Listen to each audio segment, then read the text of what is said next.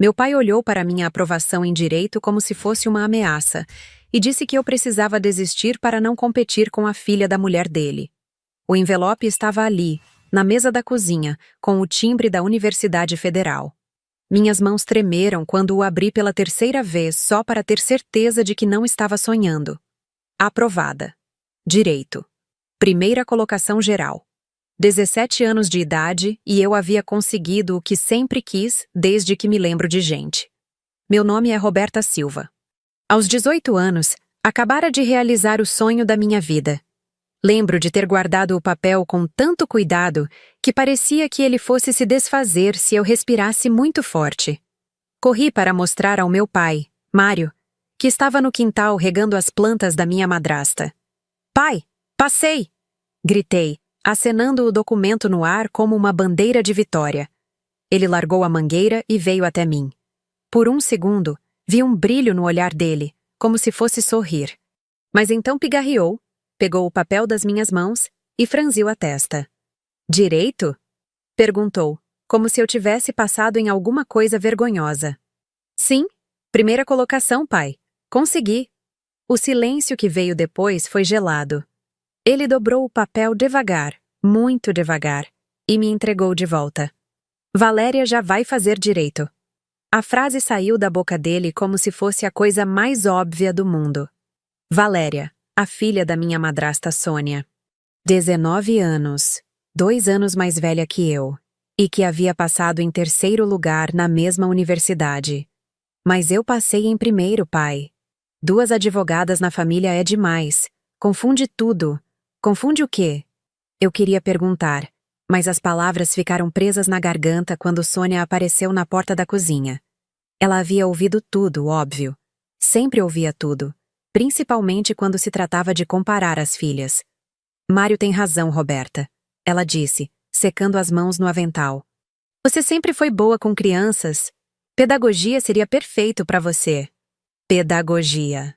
A palavra me atingiu como um tapa. Não que houvesse algo errado com pedagogia, mas não era o que eu queria. Nunca foi.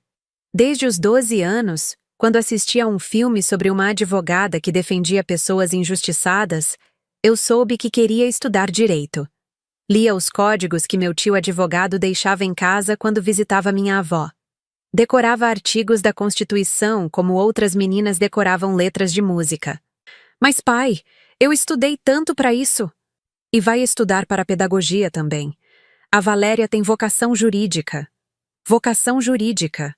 Valéria, que até os 15 anos queria ser modelo, que descobriu o direito 3 meses antes do vestibular porque a amiga dela havia se interessado primeiro. Valéria, que estudava pela internet porque livro era coisa chata. Valéria, que passou em terceiro lugar enquanto eu fiquei em primeiro. Voltei para o meu quarto com um envelope nas mãos e fechei a porta. Sentei na cama e olhei para aquele papel que, minutos antes, representava o começo da minha vida adulta. Agora parecia uma piada cruel. Chorei até não ter mais lágrimas. Depois chorei só o barulho mesmo, como se o peito fosse explodir. Tentei argumentar durante as semanas seguintes. Falei sobre minha nota, sobre como havia me dedicado, sobre como sempre foi meu sonho.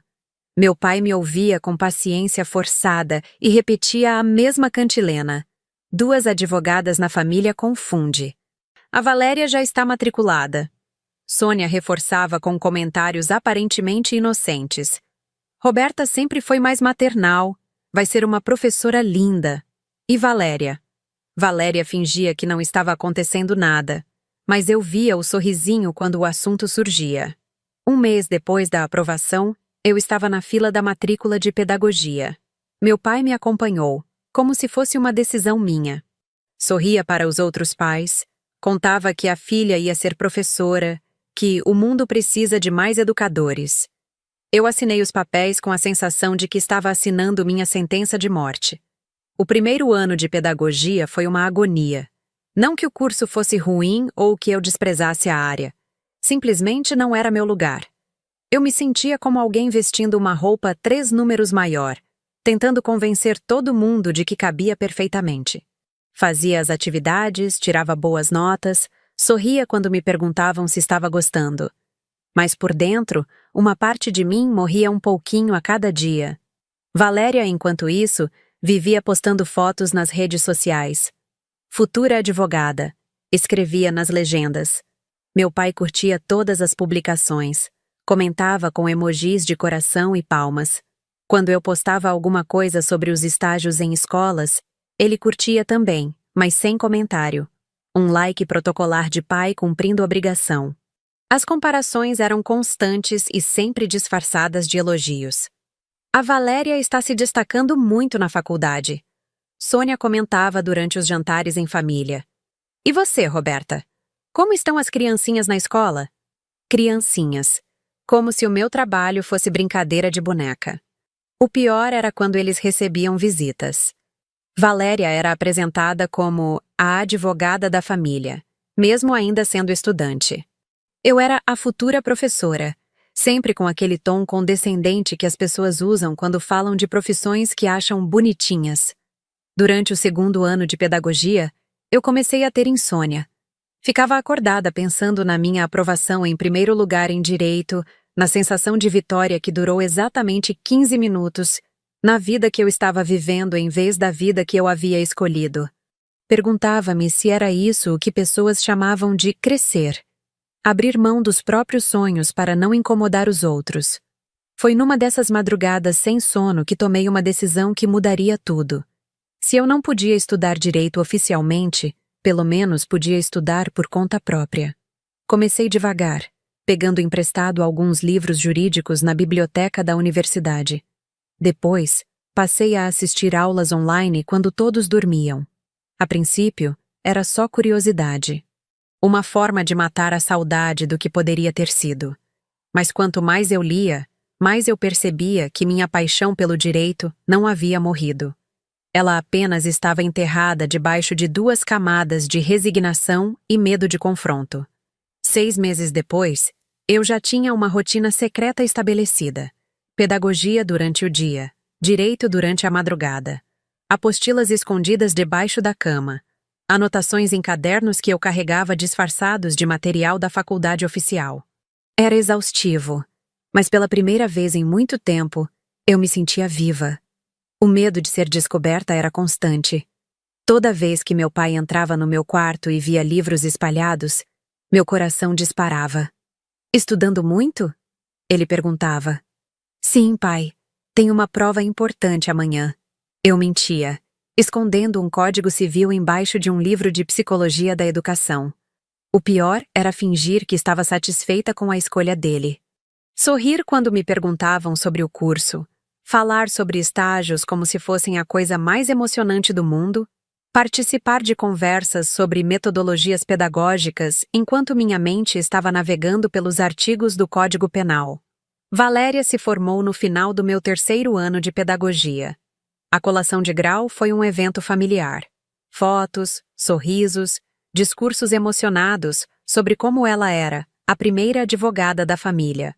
Eu bati palmas junto com todo mundo, parabenizei com sinceridade forçada e voltei para casa com a sensação de que havia assistido ao funeral dos meus próprios sonhos. Mas eu continuei estudando. Sozinha, escondida, com livros emprestados e aulas baixadas da internet. Porque no fundo, muito no fundo, eu sabia que aquilo ainda não era o fim da minha história. 2 anos depois da formatura da Valéria, ela já tinha cartão de visita, placa na porta de casa e um orgulho que compensava a falta de clientes. Doutora Valéria Santos. Ela fazia questão de dizer toda vez que atendia o telefone, mesmo quando era engano. Meu pai a apresentava para todo mundo como minha filha, a advogada. O possessivo sempre me incomodou. Minha filha. Como se Valéria fosse mais filha dele do que eu, que carregava seu sobrenome desde que nasci.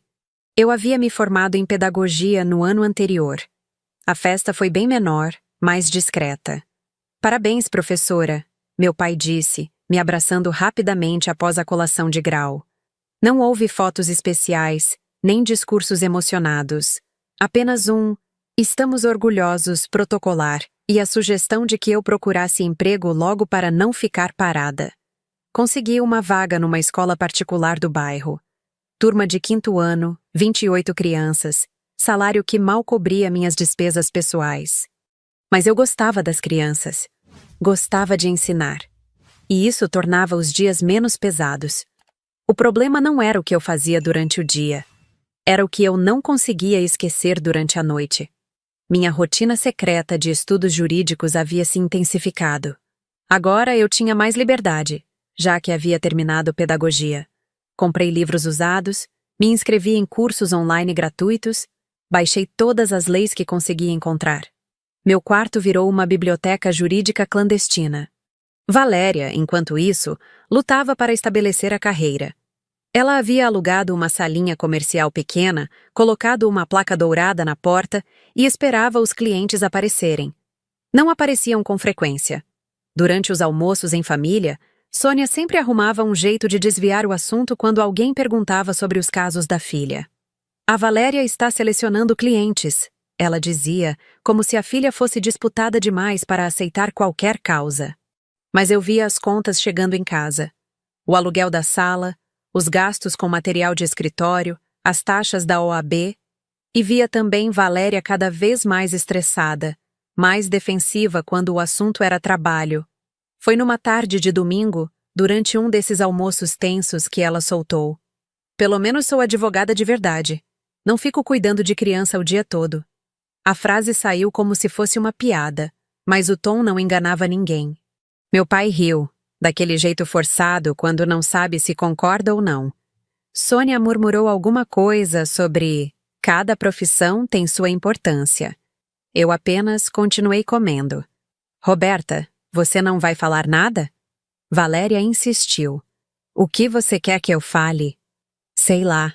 Alguma coisa sobre como é difícil ser professora, como as pessoas não valorizam. Essas coisas que vocês sempre falam." Respirei fundo e olhei para ela. Por um momento, pensei em contar sobre as madrugadas estudando direito, sobre como eu ainda decorava artigos da Constituição, sobre como minha aprovação em primeiro lugar havia sido jogada no lixo para proteger o ego dela. Mas não disse nada. Apenas sorri. "Você tem razão. Cada um com sua profissão." Depois desse almoço, alguma coisa mudou dentro de mim. Não foi raiva. Foi determinação. Se Valéria queria competir, eu ia competir. Mas do meu jeito, no meu tempo. Comecei a frequentar as audiências do fórum da cidade. Ficava no fundo da sala, observando, aprendendo. Ninguém questionava minha presença. Audiências são públicas.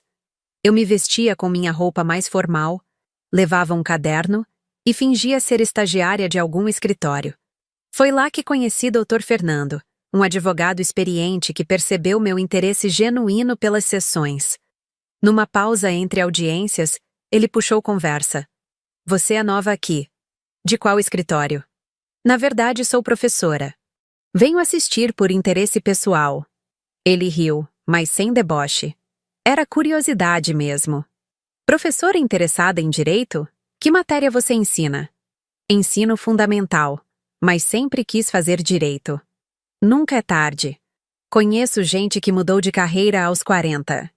Não contei que eu já tinha estudado tudo o que ele imaginava que eu deveria estudar. Não contei sobre minha aprovação aos 18 anos. Não contei sobre a escolha que fizeram por mim. Apenas agradeci o incentivo e continuei frequentando as audiências. Dr. Fernando começou a me explicar detalhes dos processos, a linguagem jurídica, os procedimentos.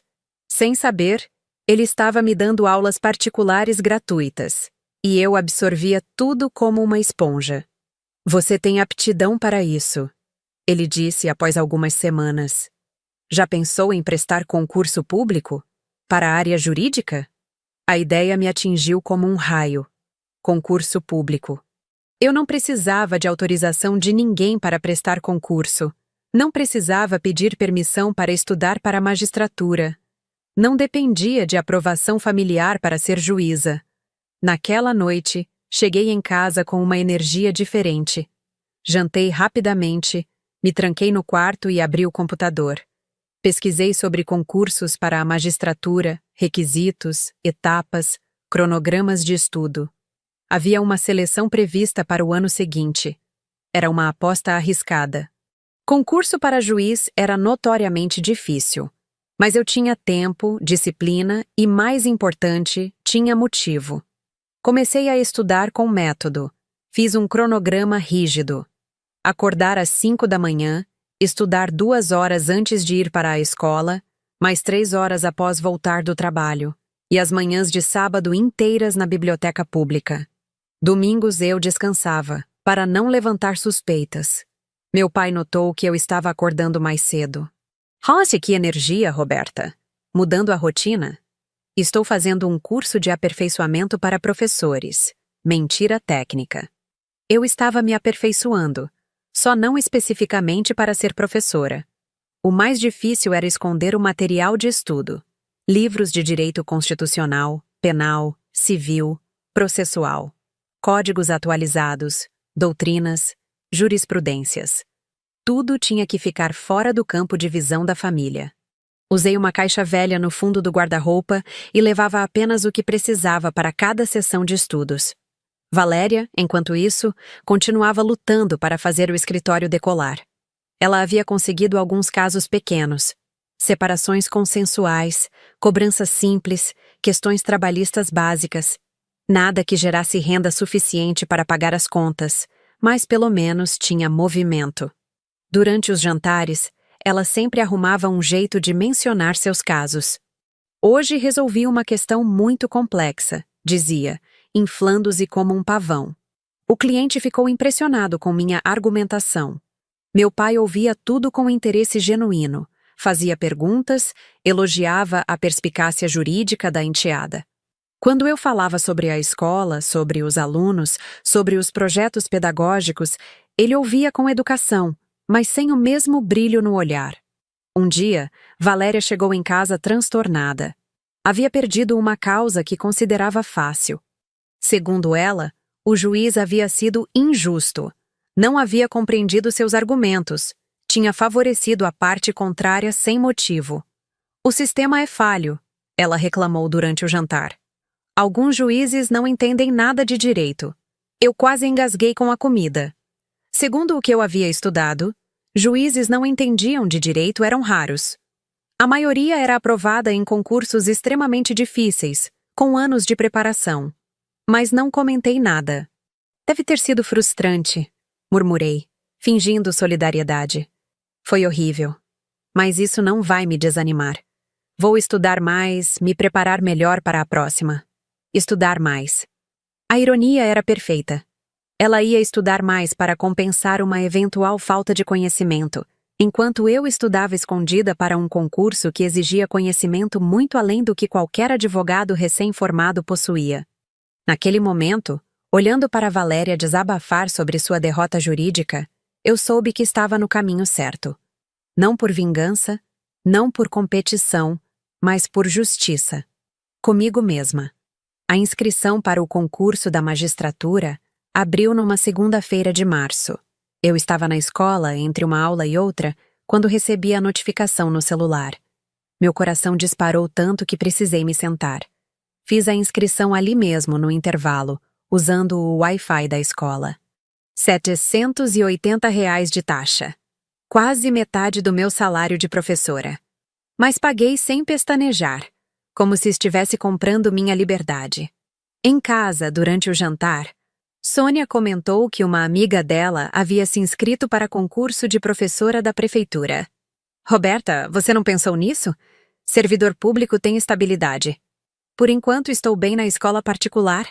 Respondi, cortando um pedaço de frango com mais força do que necessário. Mas professora de prefeitura ganha melhor, insistiu meu pai. E tem férias garantidas. Valéria riu. Férias de professora são o melhor benefício da profissão. Julho e dezembro inteirinhos de folga. Respirei fundo. Se ela soubesse que eu estava estudando 15 horas por dia para me tornar juíza, talvez repensasse o comentário sobre folga de professora. Vou pensar nisso. Menti, para encerrar o assunto. Os meses seguintes foram os mais intensos da minha vida. Acordava às 4:30 da manhã, estudava até às 6:30, tomava banho, preparava o material da escola e saía para trabalhar. Durante o intervalo do almoço, em vez de comer na sala dos professores, eu ia para a biblioteca municipal e estudava mais 1 hora. À tarde, voltava da escola, jantava rapidamente e estudava até às 11 da noite. Fins de semana eram dedicados exclusivamente aos estudos. Sábado de manhã, eu dizia que ia para a casa de uma amiga professora trocar material didático. Na verdade, passava 5 horas na biblioteca central da cidade, debruçada sobre livros de direito constitucional e administrativo. Domingo à tarde, eu fingia que ia ao cinema ou fazer compras. Era minha sessão semanal de jurisprudência e direito processual civil. Voltava para casa com sacolas vazias que eu pegava emprestado nas lojas para simular que havia comprado alguma coisa. A mentira constante me esgotava quase tanto quanto os estudos. Precisava inventar desculpas para cada livro novo que aparecia no meu quarto, para cada mudança na rotina, para cada pergunta sobre o que eu fazia nas horas vagas.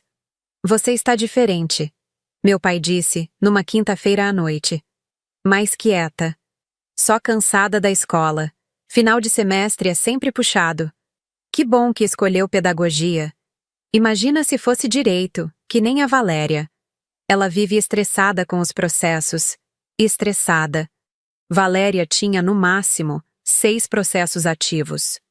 Eu estava estudando para um concurso que exigia conhecimento de todas as áreas do direito, mais português, raciocínio lógico, realidade socioeconômica e história do Brasil. Mas ele achava que ela estava estressada. É mesmo, concordei. Direito deve ser muito complicado. O pior era fingir ignorância sobre assuntos que eu dominava completamente. Durante os jantares, quando Valéria contava sobre seus casos, eu precisava fazer cara de quem não entendia nada. Perguntar sobre termos básicos que qualquer estudante de primeiro período saberia explicar. O que é habeas corpus mesmo? Perguntei numa dessas ocasiões, depois que ela mencionou ter quase entrado com um. É uma ação constitucional para proteger a liberdade de locomoção. Ela explicou, inflando o peito. Quando a pessoa está sendo presa ilegalmente. Quase. Ela havia quase entrado com um habeas corpus. Segundo o que eu sabia sobre o assunto, você não quase entra com habeas corpus. Ou você entra, porque há ilegalidade, ou não entra. Não existe quase em questões constitucionais. Nossa, que complicado. Comentei, fingindo admiração. É preciso muito estudo para entender essas coisas, ela disse, lançando um olhar condescendente na minha direção. Muito estudo.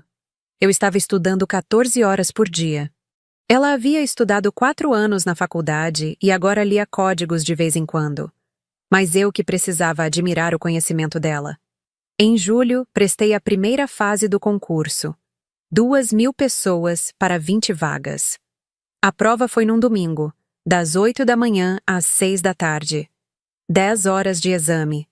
120 questões de múltipla escolha, mais 6 questões discursivas. Falei para a família que ia passar o domingo na casa da minha tia, ajudando ela a organizar a mudança. Saí de casa às 7 da manhã e só voltei às 8 da noite. Como foi a mudança? Meu pai perguntou. Cansativa. Muita coisa pesada. Não era mentira. A prova havia sido pesada. Mas eu sabia que havia ido bem. As questões sobre direito constitucional pareciam ter sido feitas especificamente para mim. Processo civil também. A única área em que tive dificuldade foi direito tributário, mas mesmo assim, consegui responder quase tudo. O resultado sairia em 2 meses.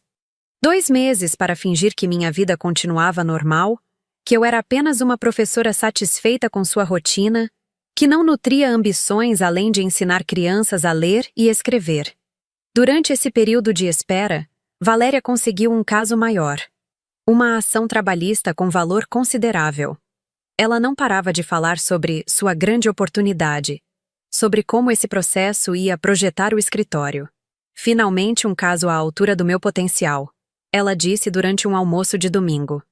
Que bom, filha. Meu pai respondeu sorrindo. Sempre soube que você ia se destacar.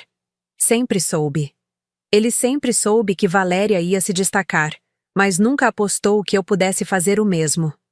Nunca considerou que talvez eu tivesse potencial igual ou maior. Apenas decidiu que uma advogada na família era suficiente. O resultado da primeira fase saiu numa sexta-feira à tarde. Eu estava na escola, corrigindo provas de matemática da turma do 4º ano, quando o e-mail chegou. Aprovada. Entre as primeiras 20 colocadas. Fechei a porta da sala dos professores e chorei. Chorei de alívio, de felicidade, de orgulho e de medo. Porque agora vinha a segunda fase, a prova discursiva, que valia 50% da nota final. E depois, para os aprovados, a prova oral. Ainda havia muito caminho pela frente. Naquela noite, durante o jantar, eu queria contar. Queria dizer que havia passado na primeira fase de um dos concursos mais difíceis do país. Queria ver a cara de surpresa do meu pai, a expressão de choque da Sônia, o espanto da Valéria. Mas não disse nada. Apenas comi meu prato de arroz com feijão e ouvi Valéria reclamar de um juiz que havia indeferido um pedido dela. O homem não entende nada de direito do trabalho. Ela bufou. Deu uma sentença completamente equivocada. Deve ser frustrante, comentei, lembrando que talvez, em alguns meses, eu fosse uma dessas juízas que ela considerava incompetentes. É, mas faz parte da profissão. A gente aprende a lidar com a ignorância de alguns magistrados. Ignorância de magistrados. A ironia era tão absurda que eu quase riu. Mas apenas balancei a cabeça concordando. Deve ser mesmo muito difícil. Por isso que não é qualquer um que consegue ser advogado, ela concluiu, olhando para mim com aquele ar superior que eu conhecia bem. Requer um tipo específico de inteligência. Um tipo específico de inteligência. Como se eu não tivesse passado em primeiro lugar no mesmo vestibular que ela passou em terceiro. Como se eu não estivesse estudando há anos para um concurso infinitamente mais difícil do que qualquer coisa que ela já tinha enfrentado. Mas eu apenas sorri e concordei, como sempre fazia. Afinal, minha vingança não seria feita com palavras. Seria feita com atos. A segunda fase do concurso seria em outubro. 2 meses de preparação para a prova discursiva, que valia tudo. Eu intensifiquei os estudos ainda mais, se é que isso era possível. Agora acordava às 4 da manhã. Foi numa manhã dessas, enquanto eu tomava café sozinha na cozinha, que Valéria apareceu com uma expressão diferente. Preocupada. Quase assustada. Bom dia, murmurei, sem tirar os olhos do livro de direito administrativo que eu havia disfarçado com a capa de um romance. Roberta, posso te pedir uma coisa? A pergunta me surpreendeu. Valéria raramente pedia coisas para mim. Geralmente apenas me ignorava ou fazia comentários condescendentes. Claro. Se alguém perguntar sobre meu trabalho, você pode dizer que está tudo bem? Que o escritório está indo muito bem? Franzi a testa. Por que ela estava pedindo isso? Tá, mas por que alguém perguntaria sobre seu trabalho para mim? Só preciso que você fale bem, tá bom? É importante. Ela saiu da cozinha antes que eu pudesse perguntar mais alguma coisa. Estranhei a conversa, mas logo me distraí com os estudos. Tinha uma simulação de prova discursiva para resolver antes de ir trabalhar. Na escola, durante o intervalo, decidi dar uma olhada nas redes sociais da Valéria. Era algo que eu raramente fazia, mas a conversa da manhã havia despertado minha curiosidade. O perfil profissional dela estava normal. Fotos do escritório, postagens sobre direitos do trabalhador, citações motivacionais sobre justiça. Mas quando fui olhar os comentários de posts mais antigos, vi algo estranho. Várias pessoas reclamando, dizendo que ela havia sumido com processos, que não respondia mais mensagens, que havia cobrado antecipadamente e não havia entregado resultados. Meu estômago gelou. Cliquei no perfil de uma das pessoas que reclamava e vi posts mais detalhados. Valéria havia pegado um caso trabalhista, cobrado R$ 15.000 antecipados, prometido uma indenização alta e depois simplesmente desapareceu. O processo havia sido arquivado por abandono. Respirei fundo e voltei para a sala de aula. O dia passou devagar, com aquela informação martelando na minha cabeça. Valéria estava com problemas éticos? Problemas graves? À noite, depois do jantar, me tranquei no quarto e fiz uma pesquisa mais aprofundada. Usei as técnicas de investigação que havia aprendido estudando direito processual. Em meia hora, tinha um quadro claro da situação. Valéria estava enfrentando 3 processos disciplinares na OAB. Um por apropriação indébita de honorários, outro por abandono de causa e um terceiro por exercício irregular da profissão. Além disso, havia pelo menos 5 processos cíveis de ex-clientes cobrando danos morais e materiais. A situação era muito pior do que eu imaginava. Ela não estava apenas com dificuldades profissionais, estava prestes a ser cassada da OAB. No dia seguinte, durante o café da manhã, observei Valéria com outros olhos. Ela estava tensa, comia pouco, mexia no celular compulsivamente. Meu pai tentava puxar assunto sobre o escritório, mas ela desconversava. Como está aquele caso trabalhista grande que você comentou? Ele perguntou. Está caminhando. Essas coisas demoram. Claro, justiça lenta, né? Mas pelo menos você tem outros casos para compensar. Ela apenas acenou com a cabeça e saiu da mesa. 3 semanas depois, a bomba estourou. Era uma quinta-feira à noite quando meu pai chegou em casa com uma cara que eu nunca havia visto. Aflição misturada com vergonha. Sônia, preciso conversar com você, ele disse, ignorando minha presença na sala. Eles se trancaram no quarto. Consegui ouvir apenas fragmentos da conversa, mas foi suficiente. Processo criminal, estelionato, clientes lesados, nossa reputação. Valéria havia sido denunciada criminalmente. E o pior, alguns dos crimes tinham sido cometidos usando documentos falsificados com o selo do escritório. Estelionato qualificado. Fingi que estava assistindo televisão, mas minha cabeça estava a mil. Estelionato qualificado era crime de reclusão, de 2 a 8 anos. E se ela fosse condenada, perderia automaticamente o registro na OAB. Na manhã seguinte, Sônia estava visivelmente abalada. Meu pai tentava manter a normalidade, mas estava claramente nervoso. Valéria nem apareceu para o café. Onde está a Valéria? Perguntei, fingindo inocência. Teve que resolver umas coisas do escritório? Sônia respondeu, sem me olhar nos olhos. Problemas? Não. Só questões administrativas. Eu sabia exatamente que tipo de questões administrativas. Questões que podiam resultar em prisão. Uma semana depois, soube qual seria o tribunal responsável pelo julgamento. Era o mesmo tribunal onde eu faria a prova oral do concurso, caso passasse na segunda fase. Era a mesma comarca onde eu pretendia trabalhar como juíza. A ironia da situação me atingiu como um raio. Se eu passasse no concurso, se me tornasse juíza daquela comarca, eu poderia ser sorteada para julgar o processo criminal da Valéria. A mulher que havia tomado meu lugar no curso de direito poderia ser julgada por mim. A mulher cujo futuro brilhante como advogada havia servido de justificativa para sacrificar meu sonho poderia ter sua carreira destruída por uma sentença minha. 2 semanas depois, prestei a segunda fase do concurso. A prova foi mais difícil que a primeira, mas eu sabia que havia ido bem. Muito bem. As questões discursivas pareciam ter sido elaboradas especificamente para testar conhecimentos que eu dominava completamente. O resultado sairia em 1 mês. Se eu passasse, viria a fase final, a prova oral, diante de uma banca de desembargadores. Enquanto esperava o resultado, a situação em casa ficava cada vez mais tensa. Valéria havia sido intimada formalmente. O processo criminal estava oficialmente instaurado. Meu pai tentava conseguir um advogado criminalista para defendê-la, mas os honorários eram altíssimos.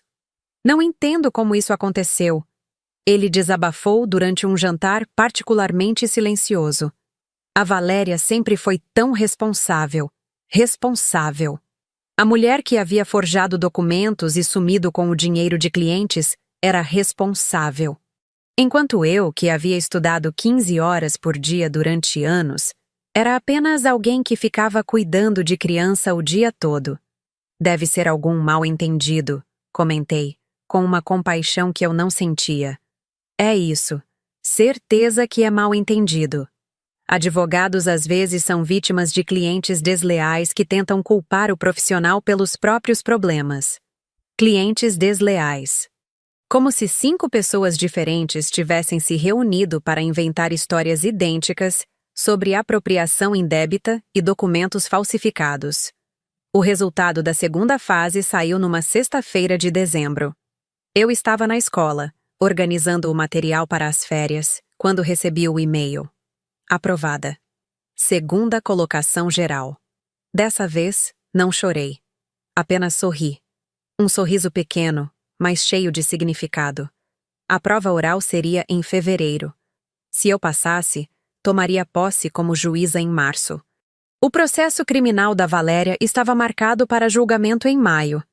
Eu tinha 4 meses para me tornar a juíza que julgaria a mulher que destruiu meu sonho de ser advogada. A vida, às vezes, tem um senso de humor peculiar. A prova oral foi em fevereiro, numa manhã fria de segunda-feira. 5 candidatos para 2 vagas remanescentes. Eu estava entre eles.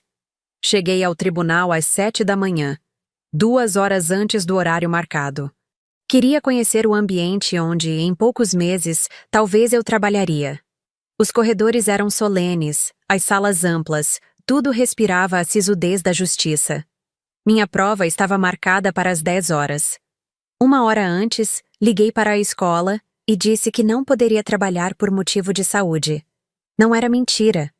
Meu estômago estava revirado de nervoso. A banca era composta por 3 desembargadores. Uma mulher e 2 homens, todos com mais de 20 anos de magistratura. Eles me receberam com educação formal e começaram as perguntas. Direito constitucional, direito civil, direito penal, processo civil, processo penal. 40 minutos de arguição intensa. Eu respondi tudo com segurança. Citei jurisprudência, expliquei conceitos, desenvolvi raciocínios. Quando terminou, um dos desembargadores sorriu discretamente. Obrigada, doutora. O resultado sai na sexta-feira. Doutora. Pela primeira vez na vida, alguém havia me chamado de doutora. Não de professora, não de a filha que fez pedagogia. Doutora. Saí do tribunal com a sensação de que havia dado o melhor de mim.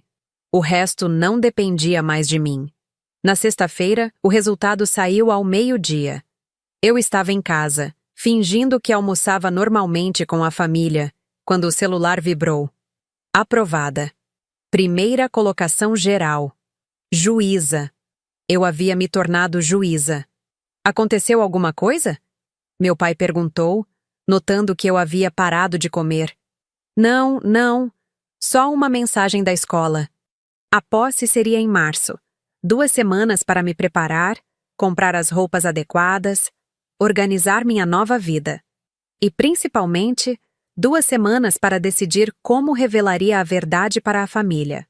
Durante esses dias, a tensão em casa aumentou.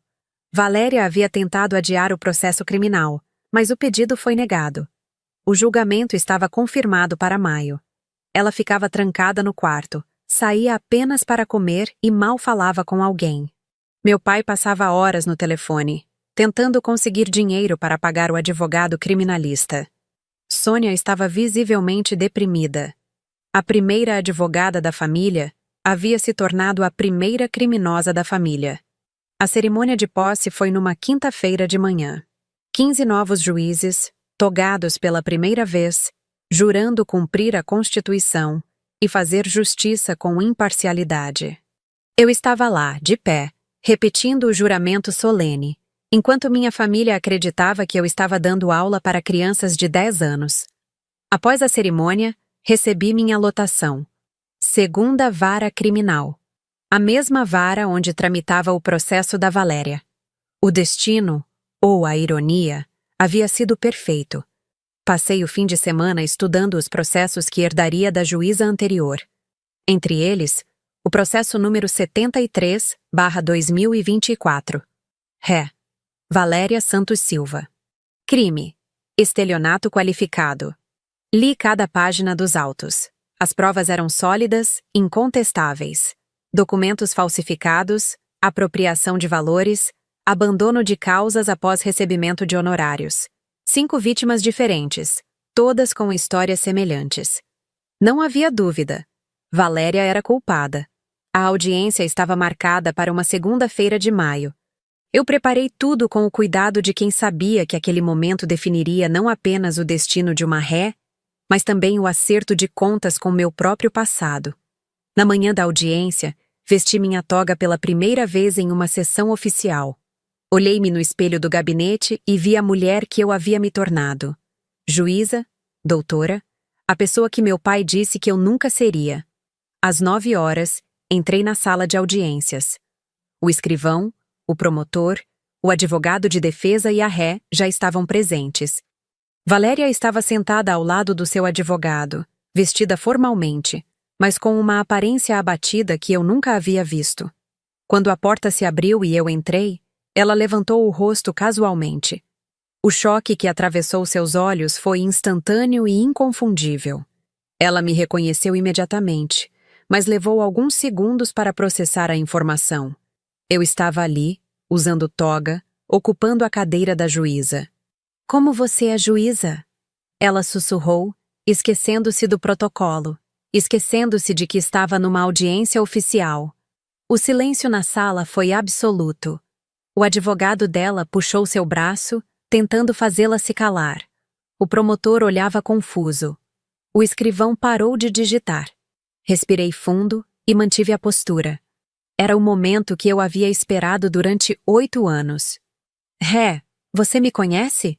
Perguntei, com voz calma e profissional. Valéria estava visivelmente abalada, mas tentou se recompor. "Eu conheço. Declare como me conhece." Éramos... Meu padrasto é seu pai. E você acredita que esse parentesco pode comprometer minha imparcialidade neste julgamento? Ela olhou para o advogado, que sussurrou alguma coisa em seu ouvido. Depois olhou de volta para mim. "Não sei." "Eu sei", respondi com firmeza. "Não pode. Porque a justiça não olha para laços familiares quando se trata de crimes. Olha apenas para fatos e provas." Fiz uma pausa dramática, olhando diretamente nos olhos dela. "Sou Roberta Silva, a que foi proibida de fazer direito para não competir com você. A que teve que fazer pedagogia porque 2 advogadas na família confundia tudo. A que ouviu durante anos que você tinha vocação jurídica, enquanto eu só servia para cuidar de criancinhas." Sua expressão mudou de choque para pânico. "Hoje, sou a juíza do seu processo criminal." "E o que temos aqui?" Continuei, levantando os autos. "Não é uma questão familiar. É uma questão de justiça." Apresentei as provas metodicamente. Os documentos falsificados que ela havia usado para ludibriar clientes. Os valores apropriados indevidamente.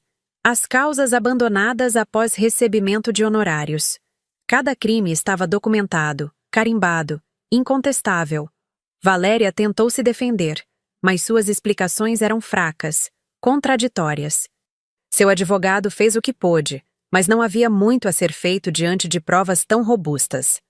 Durante toda a audiência, mantive a imparcialidade absoluta. Não demonstrei rancor, não fiz comentários pessoais, não me vinguei. Fiz apenas o que uma juíza deve fazer: analisar fatos e aplicar a lei. Quando chegou o momento da decisão, respirei fundo.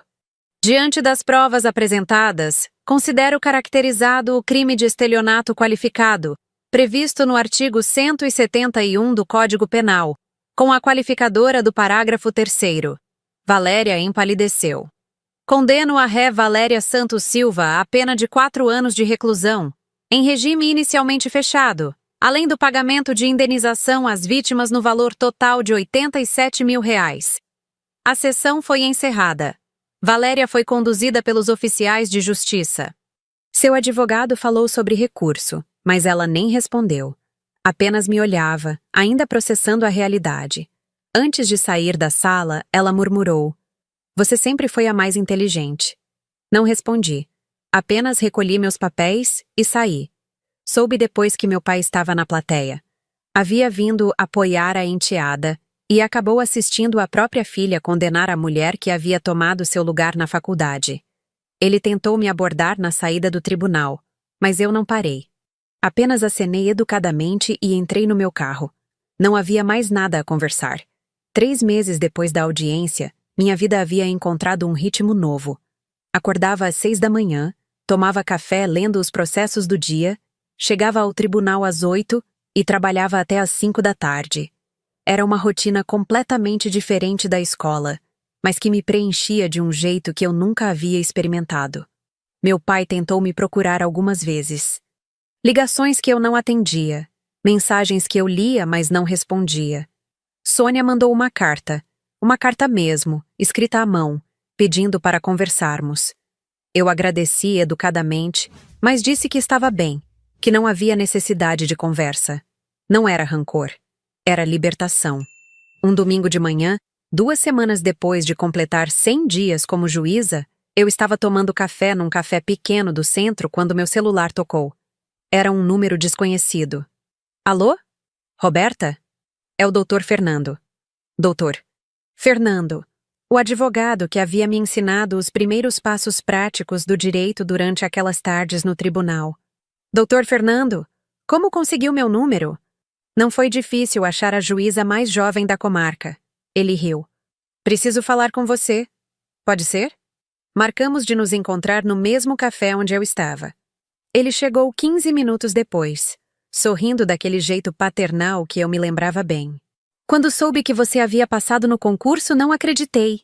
Ele disse, sentando-se à minha frente. A professora que frequentava as audiências por interesse pessoal virou juíza. A vida às vezes surpreende. Mais do que isso, soube do caso da sua irmã. Irmã. A palavra me incomodou, mas não corrigi. É meio complicado explicar a situação familiar.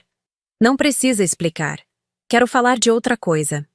Ele me contou que havia conversado com outros advogados sobre minha atuação no tribunal.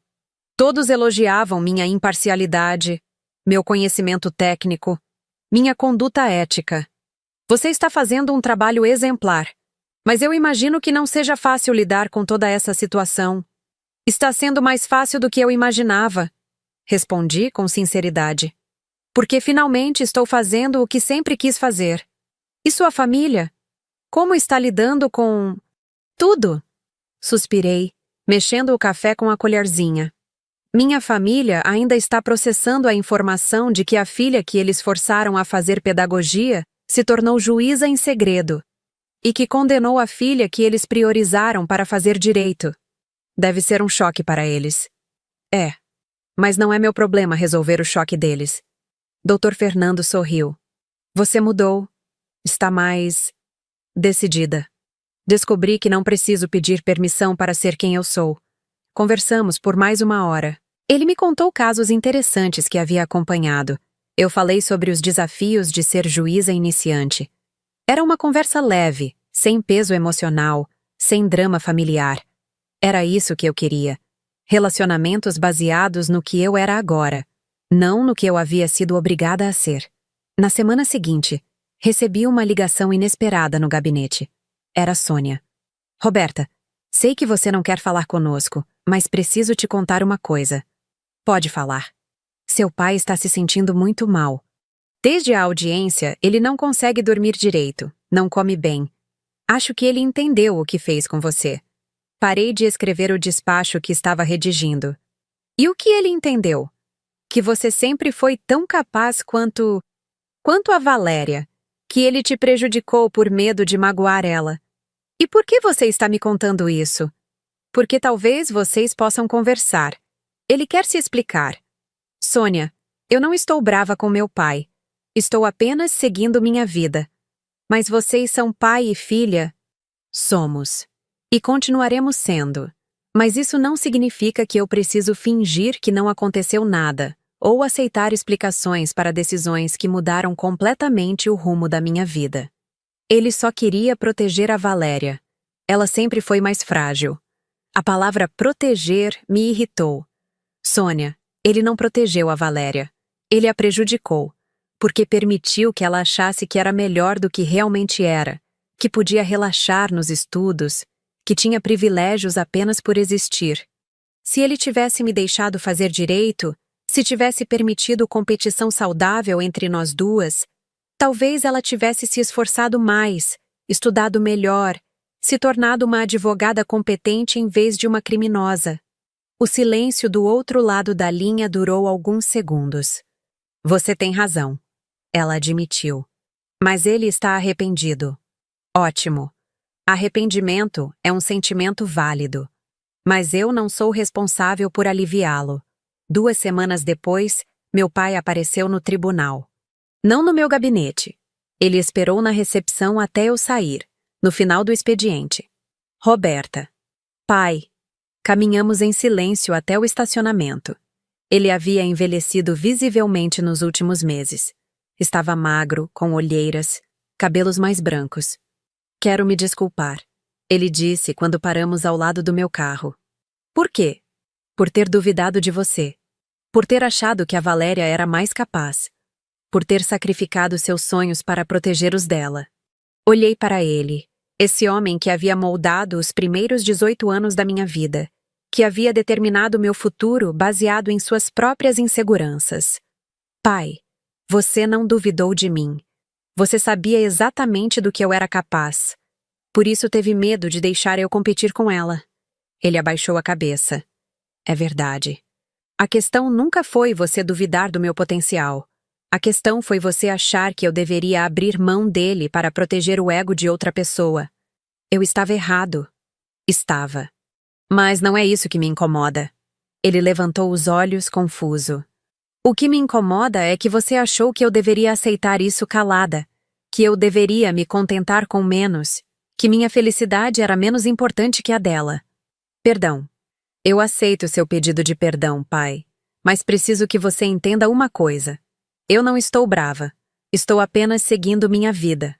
A vida que eu escolhi, não a que escolheram para mim.